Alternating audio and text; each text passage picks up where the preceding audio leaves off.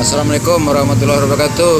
Maaf ya kawan, untuk sementara ini saya hanya fokus memikirkan ranah Minang minimal, Sumatera maksimal.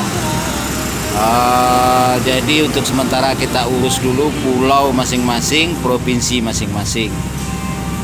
Nah, jika masing-masing kita sudah kuat secara hukum adat, hukum adab, dan budaya, tidak melanggar lagi hukum adat dan hukum adab, nah barulah kita saling meleburkan diri. Nah, jadi tolong diurus aja ya, itu Jawa, Kalimantan, Sulawesi, dan seterusnya. Jika butuh bantuan WA saja. Jadi kita berdialog baik-baik. Oke, maaf lahir dan batin. Assalamualaikum warahmatullahi taala wabarakatuh.